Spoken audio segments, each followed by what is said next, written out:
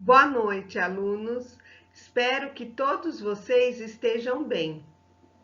Hoje iremos realizar uma aula de revisão sobre os principais assuntos abordados na disciplina de estatística, que ocorreu de forma online devido às necessidades de isolamento social durante os meses de março e abril deste ano. Os exercícios e atividades explanados nesta aula de revisão foram selecionados como os de maior relevância para a síntese do curso. Gostaria que vocês assistissem essa videoaula, revendo-a tantas vezes quantas forem necessárias.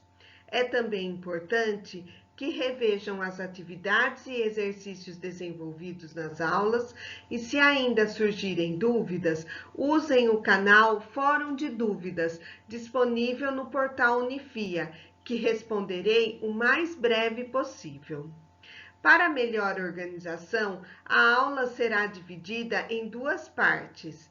Essa primeira parte trataremos dos assuntos referentes à estatística descritiva, análise e interpretação gráfica, cálculo de medidas estatísticas.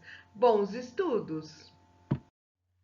Como eu já expliquei anteriormente, nesta primeira parte estudaremos análise e interpretação gráfica, onde foram selecionados 3 gráficos e exploraremos os 3, fazendo exercícios relativos à interpretação desses gráficos. Além disso, faremos também um cálculo de medidas estatísticas a partir da análise de tabelas, gráficos e situações problema. Esse primeiro gráfico que trabalharemos fala da produção mundial de café, revisões da safra de 2011 e 2012. No eixo Y, como vocês podem observar, ele está graduado por milhões de sacas de 60 quilos de café, variando entre 124 milhões e 133 milhões de sacas de 60 quilos. Já no eixo X, esse período analisado varia entre maio de 2011 e dezembro de 2011.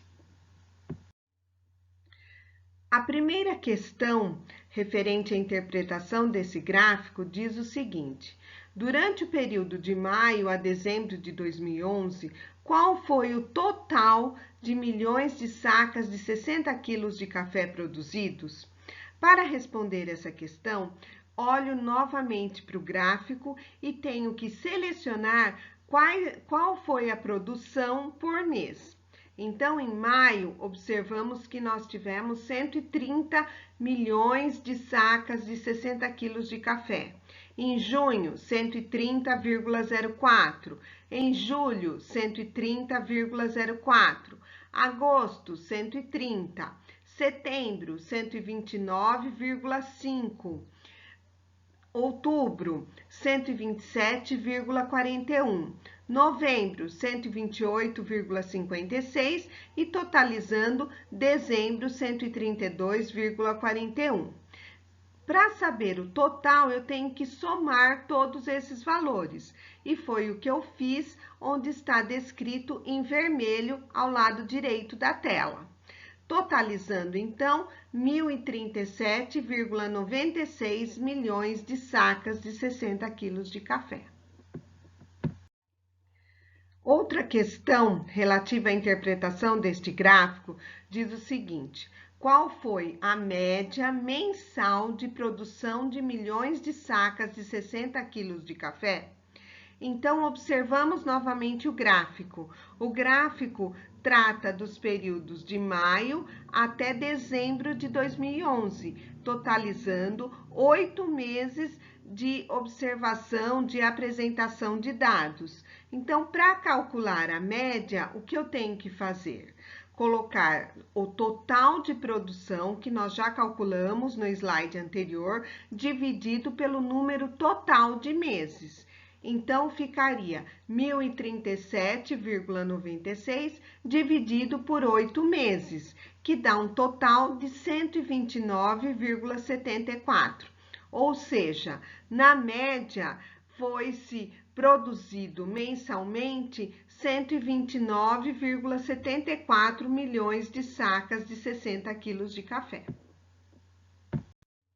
Outra questão relativa à interpretação desse gráfico diz o seguinte: o mês de dezembro representou o mês onde mais se produziu café no período. Isso é uma afirmação e eu posso constatar que ela é verdadeira olhando o gráfico. Realmente, o mês de dezembro foi o mês onde mais se produziu café.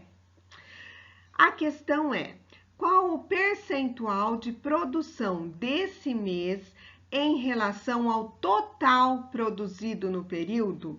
Então, é importante eu frisar e observar o que a questão está perguntando. Ela está perguntando sobre uma fração, sobre uma razão, né? Sobre um percentual. E para isso utiliza-se duas grandezas. Quais são as grandezas? Percentual de produção desse mês em relação ao total. Então, para descobrir isso, o que eu preciso fazer?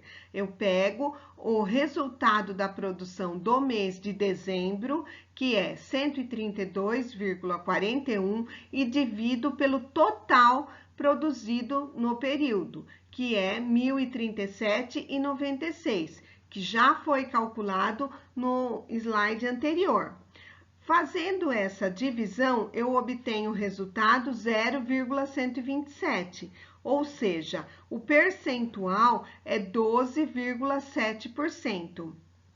Em dezembro, se produziu 12,7% de toda a produção medida no período.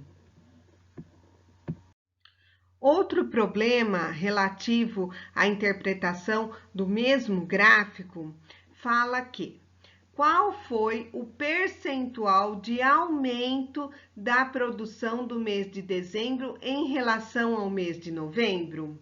Observem que o que eu estou questionando é o percentual de aumento. Então, eu preciso descobrir quanto se aumentou de novembro para dezembro. Isso é o primeiro passo.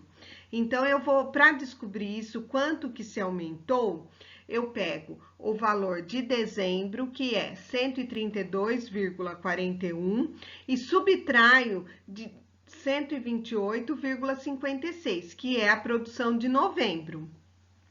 Fazendo esse cálculo, eu obtenho que o aumento foi de 3,85. Eu quero saber quanto que esse valor, esse aumento, ele se relaciona, qual a fração, qual a razão desse aumento sobre o mês de novembro. Então, o que eu tenho que fazer? Eu tenho que pegar o aumento, que é 3,85, e dividir pelo valor de novembro, 128,56.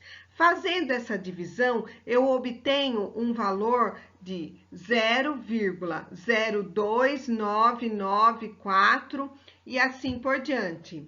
Isso equivale a dizer que de novembro a dezembro de 2011, a produção cresceu 2,99%.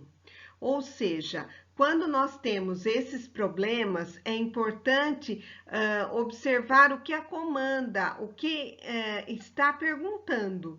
Então, aqui é percentual de aumento. Para isso, eu preciso calcular quanto que é esse aumento e depois colocá-lo na razão, na fração.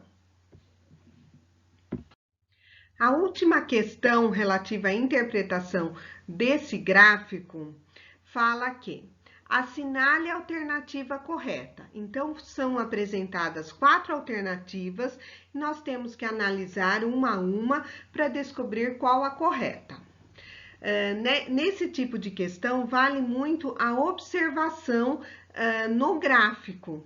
Então, vamos lá. Alternativa A. Os meses em que se obteve crescimento da produção em relação ao mês imediatamente anterior foram junho, julho, novembro e dezembro. Vamos observar o gráfico. O mês de maio eu não sei se ele teve aumento ou crescimento, porque no gráfico não está apresentado o resultado de abril, então não tem como eu fazer nenhuma análise sobre esse mês de maio. Em junho, eu tenho 130,04. Maio, 130 de produção. Então, se observa que em junho teve um crescimento. Esse crescimento foi mínimo, mas houve um crescimento. Em julho, eu tenho 130,04. Em junho, 130,04. Ou seja, de junho para junho não teve aumento na produção. A produção se manteve exatamente igual. Então, julho, ele não é um mês onde se teve crescimento na produção, ou seja, a alternativa A, ela já está equivocada, já está errada por conta do mês de julho, né? Mas vamos continuar observando. Em novembro ele teve em outubro 127,41 e em novembro 128,56. Então ele aumentou 1,15 pontos, né? Teve um crescimento. Em dezembro também teve um crescimento, porque de 128,56 foi para 132,41. Então, a alternativa A, ela só está errada por conta do mês de julho. Vamos para a alternativa B. O mês de novembro foi um mês de maior crescimento com relação ao mês imediatamente anterior. Então, olhando para o gráfico, sem fazer contas nem nada, e já sabendo que esse gráfico ele não está milimetricamente proporcional às medidas, mas já dá para a gente ter uma noção que onde se teve crescimento foram nos meses de junho, né, que teve 0,04 de crescimento, e teve no mês de novembro e dezembro.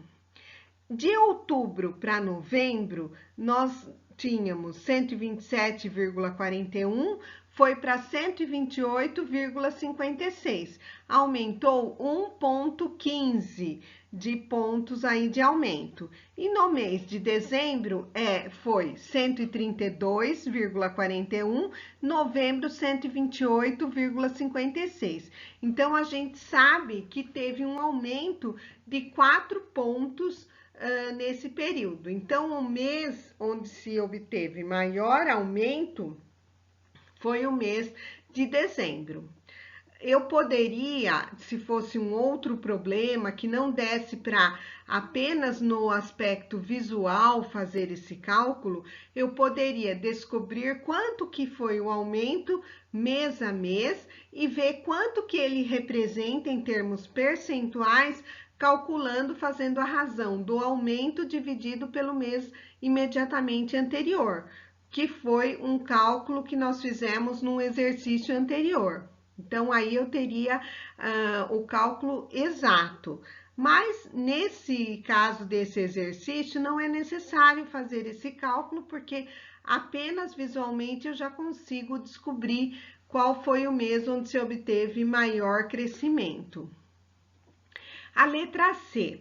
Os meses de queda na produção em relação ao mês imediatamente anterior foram setembro e outubro. Então, vamos olhar para o gráfico novamente. Quais foram os meses onde se obteve queda? Eu tenho o mês de agosto, que em julho eu tinha 130,04, em agosto 130, então eu tive uma pequena queda no mês de agosto, né? E essa alternativa ela não cita o mês de agosto, então ela já está errada também. No mês de setembro eu tive uma queda de 130 para 129,50 e no mês de outubro eu também tive uma queda de 129,50 que foi para 127,41. Então, só nos falta analisar agora a alternativa D, que fala que o mês onde se obteve maior queda na produção foi outubro. Vamos observar os meses de queda: agosto, setembro e outubro. Então, em agosto, a queda foi de 0,04. Em setembro, de 130 para 129,50. A queda foi de 0,5. Em outubro, de 129,50 foi para 127,41. Então, eu já percebo que nesse mês de outubro, a queda foi mais de 2 inteiros de queda. Então, o mês de outubro foi o mês onde se obteve a maior queda. Essa alternativa está correta, letra D. Outro gráfico que eu selecionei para que possamos fazer alguns estudos diz respeito à evolução do número de casos desde a detecção do primeiro óbito. Esse gráfico, ele fazia parte de uma reportagem que foi publicada no Diário Pernambuco em 1 de abril de 2020 e se tratava do contexto da Covid-19. Então, o gráfico ele apresenta 3 linhas: a linha azul, verde e vermelha. A linha azul, ela nos apresenta o número de casos confirmados dia a dia. A linha verde, o número de casos recuperados, e a linha vermelha, o número de óbitos. É importante que a gente diferencie esse gráfico do gráfico que trabalhamos no exercício no slide anterior. Por quê? Nesse gráfico, eu tenho no dia 25 de março, 46 casos confirmados. No dia 26 de março, apresenta-se no gráfico o número 48. Esse 48, o que ele está nos falando? Está falando que no dia 26 eu tinha 48 casos, eu não tinha mais 46, eu tinha 48. No gráfico anterior, os meses que estavam selecionados e elencados representavam num mês uma quantidade produzida, no outro mês outra quantidade produzida. E aqui não, aqui eu estou falando de uma grandeza única. Então, essa linha, ela é contínua e ela vai nos representar a evolução.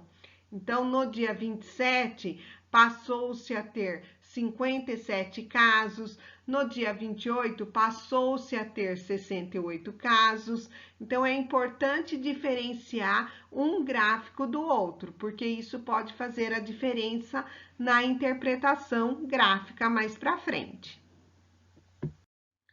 A primeira questão de interpretação desse gráfico fala que no gráfico ao lado, observamos o número de casos confirmados, recuperados e os óbitos relacionados à infecção pelo Covid-19 em Pernambuco no período de 8 dias, a partir de 25 de março de 2020. Essa é uma constatação, é uma afirmação. A questão é: qual o total de casos confirmados até o final deste período, em 1 de abril? Então, se nós vamos olhar o gráfico rapidamente e nem analisá-lo, a nossa tendência, o que é? Tá perguntando o total de casos confirmados, então eu vou somar 46 mais 48 mais 57, assim por diante, até 95. O que nos levaria a um erro. Então, nesse caso, como é um gráfico que trata da evolução, a resposta para essa questão já está expressa no gráfico. Se eu quero saber o total de casos confirmados, o total qual é? 95. Então, nós precisamos atentar para não cometermos um erro quando a gente vai analisar esse tipo de gráfico, como é o gráfico de linha. Outra questão relativa ao gráfico diz o seguinte: qual a média de casos confirmados neste período? Para resolver esta questão, precisamos descobrir quantos casos foram confirmados no período, uma vez que, para calcular a média, eu tenho que saber o número de casos confirmados dividido pelo número de dias onde houve a medição. Então, eu vou fazer esse cálculo. De 46 para 48, se aumentou 2 casos. De 48 para 57, 9 casos. De 57 para 68, 11 casos. De 68 para 73, 5 casos. De 73 para 77, 4 casos. De 77 para 87, 10 casos. E de 87 para 95, 8 casos. Ou seja, no período entre 25 de março e 1 de abril, foram descobertos, foram constatados, confirmados 49 casos. 49 casos em 8 dias, porque houve 8 dias de medição, de observação. Então, eu vou fazer essa divisão e obtenho um resultado de 6,125, ou seja, uma média de 6 casos por dia, mais ou menos. Nesse tipo de gráfico, que é um gráfico que trata da evolução, a média, vocês percebem que ela fica bastante diferente. Então, se a gente observar o ponto inicial que começou no dia 25 até o dia 26, ela teve apenas 2 casos confirmados.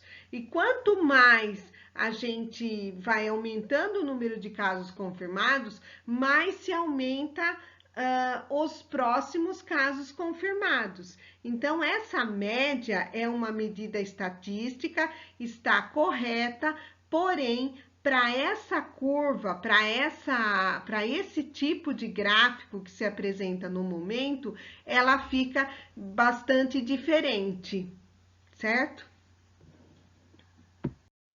Duas outras questões que eu selecionei para analisar esse gráfico são as seguintes. A primeira, qual a relação óbitos, casos confirmados no início do período medido? Então, eu já estou falando qual é a razão que eu estou querendo saber. Óbitos e casos confirmados. Então, no início do período, eu tenho um óbito para cada 46 casos.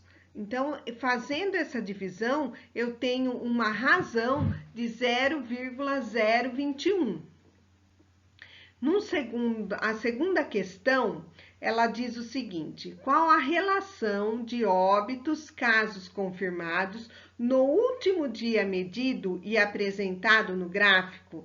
Então, no último dia medido, eu tinha 8 óbitos e 95 casos. Quando eu faço essa divisão, eu obtenho uma razão de 0,084. Ao analisar essas duas razões, eu posso fazer algumas conclusões.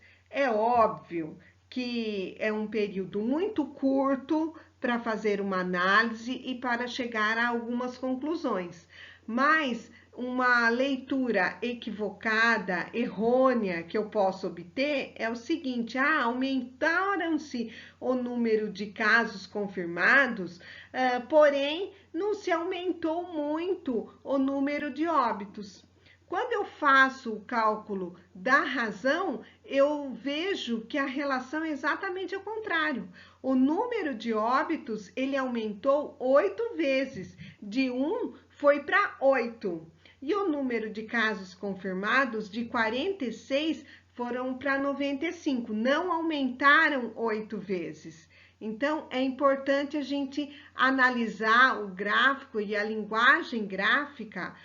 Apenas quando se observa e não se faz cálculos, ela pode gerar uma interpretação equivocada por parte do leitor. Nós temos que ficar atentos, porque muitas vezes esses números, eles podem gerar essa interpretação equivocada. Uma outra questão selecionada para trabalhar esse gráfico diz respeito às alternativas corretas. Então, há 4 alternativas, nós temos que observar o gráfico para descobrir qual está correta. Letra A. O total de casos recuperados no período é de 79 pessoas. Então, para fazer esse cálculo, nós temos que pegar o número de casos recuperados. Então, eu tinha 5 casos recuperados no dia 25 de março. Esse número de casos, ele foi para 6 casos no dia 26 e foi crescendo o número de casos recuperados.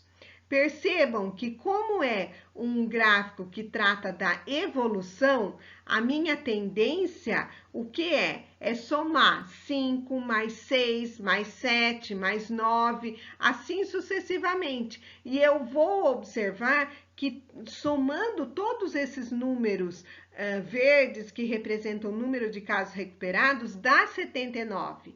Então, equivocadamente, eu poderia assinalar essa questão como a correta, o que geraria um erro, porque o número total de casos recuperados são 14 casos, e não a soma de todos os dias, né? Então, essa alternativa ela já está errada. Vamos para a alternativa B. O período em que se obteve maior crescimento de um dia para o outro de casos confirmados foi de 31 de março a 1/4.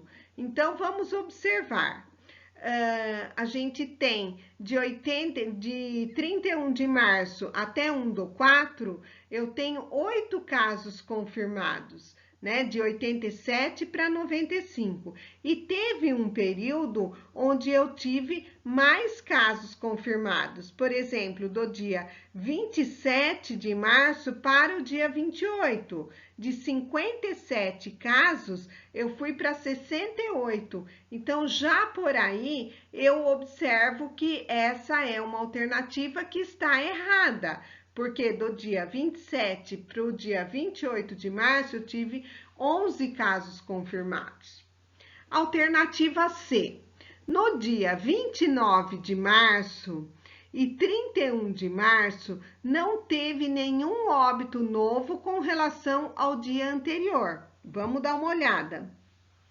No dia 29 de março, eu tinha 5 óbitos. Mas no dia 28 eu já tinha 5 óbitos. Então, o que eu posso concluir com esse gráfico, com esses dados? Que no dia 29 não teve nenhuma pessoa que morreu. Todas as pessoas que morreram pela Covid-19 morreram no dia 28 de março. Dia 29 não teve realmente nenhum óbito. No dia 30, teve um óbito, porque se já tinha 5 óbitos no dia 29 de março, no dia 30 teve mais um óbito, então uma pessoa morreu. E no dia 31 não teve nenhum óbito novo com relação ao dia anterior. Realmente, o número de óbitos se manteve, então essa alternativa está correta. Vamos observar agora a alternativa D. O dia em que se apurou o maior número de óbitos ocorrido no dia foi em 1 de abril. Vamos observar. No dia 1 de abril, nós tivemos 8 óbitos. Como tínhamos 6, então no dia 1 de abril nós tivemos 2 óbitos, né? Mas eu observo que, por exemplo, no dia 26 de março, nós tínhamos 2 óbitos também. Então, no dia 1 de abril, eu tive 2 óbitos, só que no dia 26 de março, eu também tive 2 óbitos. Então, significa que o maior número de óbitos não foi apenas no dia 1 de abril, foi também em outros dias que também se teve 2 óbitos no próprio dia. Então, essa alternativa está errada.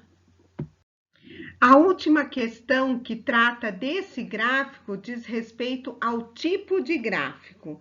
Então, o gráfico que nós estamos trabalhando com relação à Covid-19, nesse período, é um recorte da situação que possivelmente vai ocorrer no futuro. Então, esse gráfico, esse recorte, essa linha azul se assemelha a que tipo de gráfico? Nós temos o gráfico abaixo em verde, que é um gráfico da frequência normal, frequência de Gauss, como a gente já tinha estudado na aula anterior, né, nas aulas anteriores, lá em março e abril. É uma possibilidade. Então, provavelmente, essa situação da Covid, ela vai se transformar num gráfico desse tipo. Ela vai subir, né? Vai ter um pico e depois ela vai decair. É isso que a gente tem observado em outros países, que a doença já está num estágio mais avançado da epidemia, né? Da pandemia.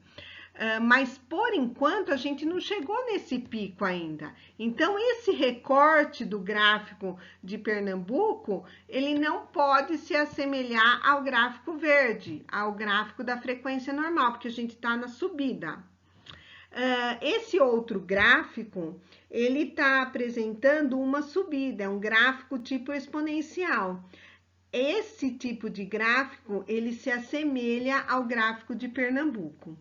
E o gráfico que está, o terceiro gráfico, ele apresenta uma curva que desce, sobe, um movimento contínuo. Ele também não é o gráfico que a gente apresenta no momento, porque a gente não subiu e nem desceu e nem voltou a subir. A gente está só subindo nesse gráfico de Pernambuco. É um recorte do gráfico. Então, a alternativa correta neste caso é a alternativa B.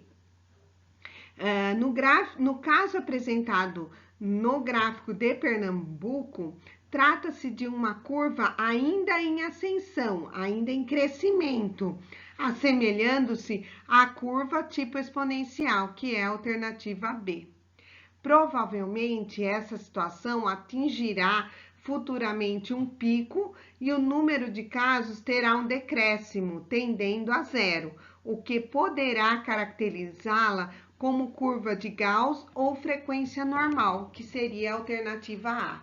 Então, o meu objetivo ao trabalhar esse tipo de questão com vocês, alunos, é que fique bem claro que em estatística, em pesquisas, normalmente o desenho que se faz dos resultados das pesquisas, ela se assemelha à curva normal, à frequência normal, que é essa curva, esse gráfico demonstrado na linha verde. E o pico, ele é representado pela média.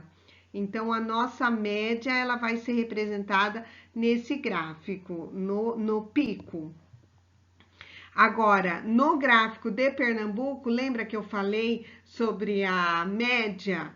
A média não estava bem representada, porque ela não tem um pico ainda, ela está subindo, então a média ela não vai representar essa frequência normal, tá? É só isso que eu gostaria que ficasse para vocês. Qual é a frequência normal, qual é o gráfico de Gauss, que é o verde, e que serve para representar muitos casos de pesquisas em estatística.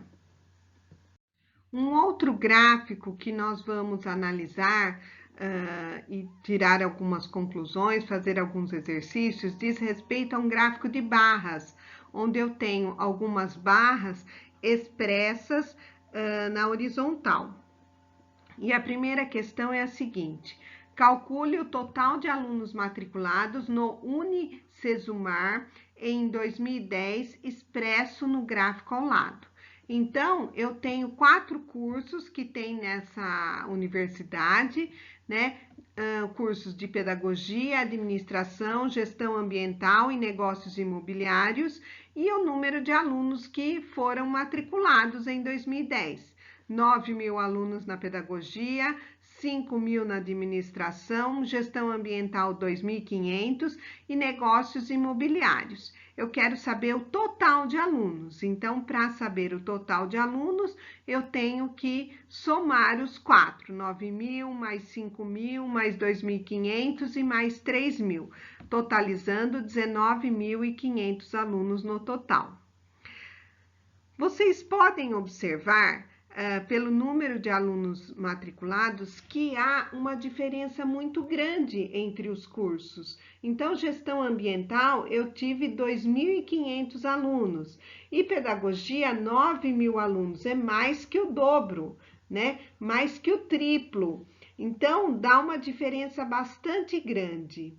Quando eu calculo a média, calcule a média dos alunos matriculados por curso. O que eu tenho que fazer? Somar o tanto de alunos nos cursos matriculados e dividir pelo tanto de cursos existentes. Então, 19.500 dividido por 4. Eu tenho uma média de alunos por curso de 4.875 alunos.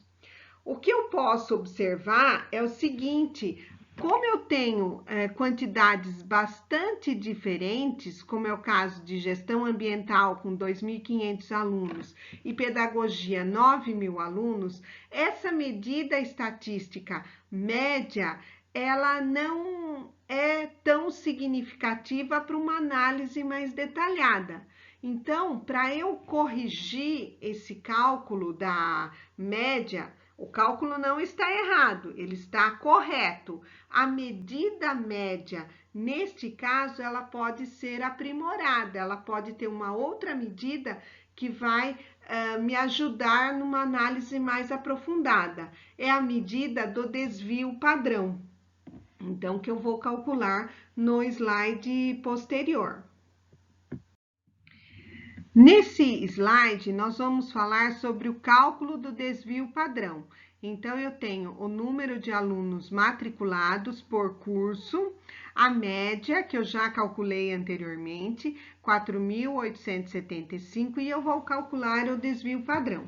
Para isso, eu tenho que colocar na fórmula, né, que é raiz quadrada, e eu faço uma subtração de cada um dos elementos existentes no gráfico. Então, por exemplo, 9.000 alunos menos a média elevado ao quadrado. 5.000 alunos de administração menos a média elevado ao quadrado. Mais 2.500 alunos menos 4.875, que é a média elevada ao quadrado. E 3.000 alunos menos 4.875 elevado ao quadrado. Fazendo o cálculo dessas operações que estão entre parênteses, eu obtenho para o primeiro parênteses 4.125 elevado ao quadrado. Depois 125 elevado ao quadrado. Depois eu tenho um número negativo, que é 2.375 negativo elevado ao quadrado, e depois 1.875 negativo elevado ao quadrado. Esse negativo, quando eu faço menos 1.875 vezes menos 1.875, aquela regrinha de sinal, menos com menos dá mais. Então, vão se transformar todos em números positivos, como vocês podem ver na passagem seguinte, né? E aí eu tenho números altos, porque eu estava falando em 9.000 ao quadrado, que dá milhões, né? No primeiro caso, ele dá 17.015.625, mais 15.625, mais 5.640.625, mais 3.515.625. Somando todos esses números bem grandes, eu vou obter 26.187.500 dividido por 4. Então, eu faço primeiro a divisão, obtenho o número 6.546.875 e tiro a raiz. Eu chego num valor de 2.558,68. Ou seja, eu tenho para esse cálculo, para esse problema do gráfico, uma média de 4.875 e um desvio padrão de 2.558, é um desvio padrão muito grande. E o que essas duas medidas mostram para mim? Que nesse gráfico em específico, a média, eu tenho várias grandezas, várias quantidades de alunos que estão muito longe da média, eles não estão próximos da média. Então, eu tenho um curso que tem pouquíssimos alunos e outro que tem muitos alunos. Então, essa medida do desvio padrão serve para me dar essa ideia. Se eu tivesse cursos com números próximos de matriculados, esse desvio padrão ele seria muito baixo. Então, essa medida numérica da média, ela é complementada pelo desvio padrão, o que me permite ter uma análise mais aprofundada dos gráficos. Finalizando essa parte de estatística, dessa parte 1 da revisão, nós vamos falar um pouco sobre os quartis, percentis e decis. Lembrando que os quartis são os valores de uma série que a dividem em 4 partes iguais. Então, eu tenho 3 quartis. Quartil 1, Q1, que é igual a 25%, o Q2, que é 50%, e o Q3, que é 75%. Eu acabei colocando o Q4 aí, que é o 100%, mas na verdade, se eu quiser saber qual é o Q4, eu tenho que saber o total, né, de uma tabela.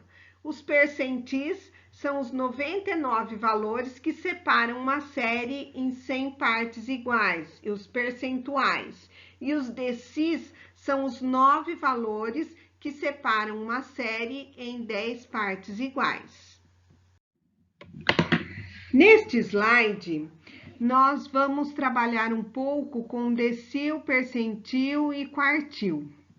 Para isso, eu vou apresentar para vocês uma tabela. Essa tabela já nos é conhecida do período em que tínhamos aula, em março e abril. A gente vai rever um pouco essa tabela e só identificar onde que está o quartil, percentil e decil. O meu objetivo não é que vocês calculem o quartil, decil e percentil usando a fórmula da mediana, como nós tínhamos feito em aulas em março e abril. Na N2, eu já vou dar uma tabela como essa, pronta, preenchida, e vocês vão apenas ter que identificar onde se encontra quartil, decil e percentil, tá bom? Então, olha, essa tabela, ela trata da faixa salarial de funcionários de uma determinada empresa. Eu tenho as classes que já estão prontas e divididas por faixa salarial, 0 a 2, 2 a 4 e assim por diante. A frequência, que é o F minúsculo, que é a quantidade de funcionários que tem o salário em determinada classe. O F maiúsculo, que é a frequência acumulada. Então, eu vou somando a primeira linha sozinha, depois na segunda linha eu somo a frequência da primeira e da segunda linha e assim por diante. O XI, que é o ponto médio de cada uma das classes. O F minúsculo e R significa a frequência relativa, então eu tenho que ver quanto que significa cada frequência em relação ao total, que são os percentuais, e depois a frequência relativa acumulada, que é a nossa última coluna, e que é essa que vai me servir para eu resolver esse problema aqui.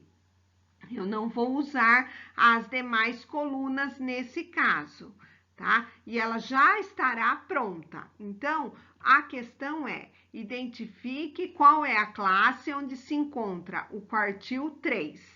Então, quartil 3, quartil, lembra de 4. Lembra que o 100% será dividido em 4 partes.